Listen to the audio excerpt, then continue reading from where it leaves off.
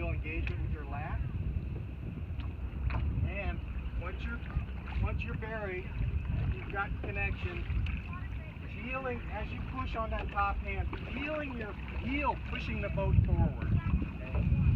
So you've got to have a strong core to connect your hip to your heel, and you're linch pinning the boat forward, or otherwise known as skateboard effect.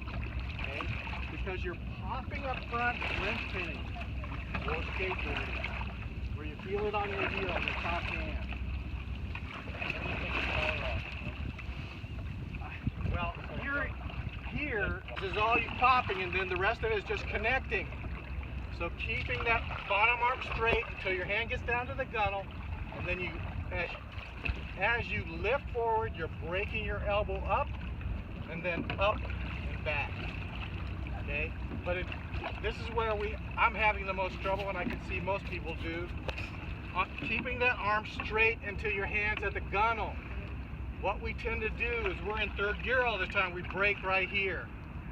Okay, but the best flow of the boat will come if you keep that bottom arm elbow straight till it's back behind your hip. We're so used to pulling it up before our hip that we're constantly in third gear. It's our hip.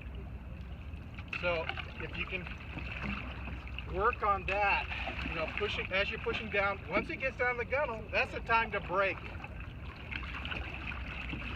And you'll see with that connection, the boat will just flow. Okay? You're just in the water longer than we used to be. That's just plain simple. That's all. Yeah, but there's hardly any power. It's just enough to stay connected past the first 6 or 7 inches, because you're just in and popping at the front, and then the rest of it is just staying connected. Everybody kind of look at his top shoulder and top arm. It's hard to see through the shirt. That's where the power is right there. Look off his top shoulder. That's all that's happening. And his sit up. I don't want to minimize that. He's sitting up. So he's extending his top arm. He engages his lat. He's sitting erect, and then he extracts the blade up out of the shoe.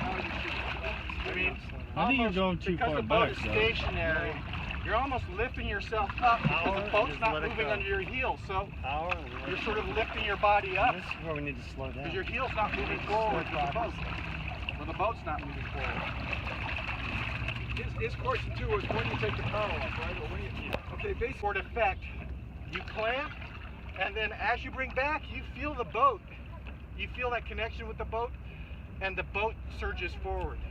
I mean, it's like you just stuck your paddle in a hole in the sand, and you're just pushing the boat up. That moves up. So I felt it a couple times on the way out here. We actually started skipping, but then, Yep. it would die. But the skip straight back to the rear, and it doesn't go deeper. Once he gets a catch, it just goes to the rear. He doesn't go down and dig all the little pop. Okay, all With right. alacrity. Alacrity, very good. Okay. So now, what they're doing is real slow. One more stroke, Barry. One more stroke. Ah, timing. Right. Okay. No pull with the lower arm. Okay. It's totally different. Now, it's just guiding to the rear. So all the push is on the top. Not so far back, Scott. It's counterintuitive to what Straight. we're doing. Okay? But you can get good. more power out of this push than you can out of pull. Now, you can't tell what his perceived effort is, but that's really what they're doing. They're just lifting it out. So they're not arcing out sideways. They're not doing skip drills. It's just going, and they're coming back quicker than they were in the water. They get back fast, the ring shot right back to the water. That's the easy reach, and it's a push home. Now, okay, and they're wobbling a little bit because we got the canoe is static. Yeah, and that's going to happen. Okay, hold on. It's aggressive. You're in. It's punctuated. It's not violent, but it's in.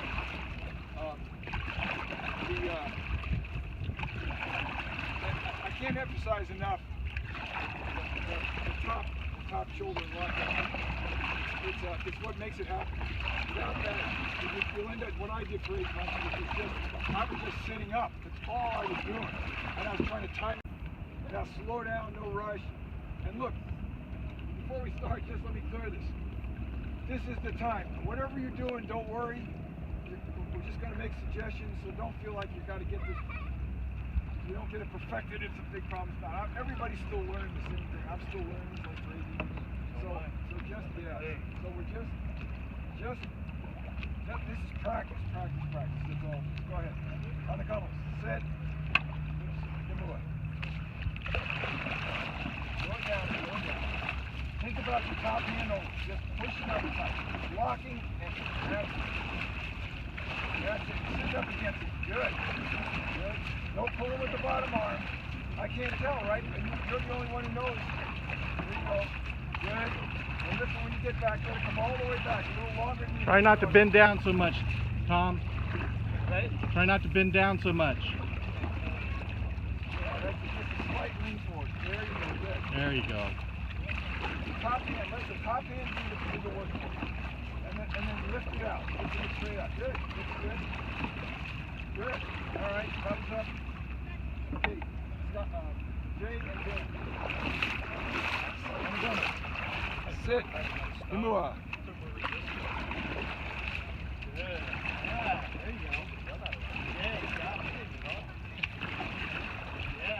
Good, Dan. That's it. Good, Dan. Good sit up. Whoa, better, Dan. Way Push more. that hand, forward hand, all the way to the gunnel. Push it down a little lower. Push it down a little lower. Straight arm on the bottom hand, all the way back until your front hand gets to the gunnel. Good. Good, Dan. Good top arm. Good. You're bending too much on the right, Dan. All the way down. Straight arm, Dan. Your bottom hand, straight arm. Straight elbow, all the way down. All you do is your top arm. That's Nope, all you're thinking bringing it about. up too early, Dan. Just push it out. That's it. Push down all the way to the top hand. When it gets to the gunnel, that's when you break. All right, give me a break.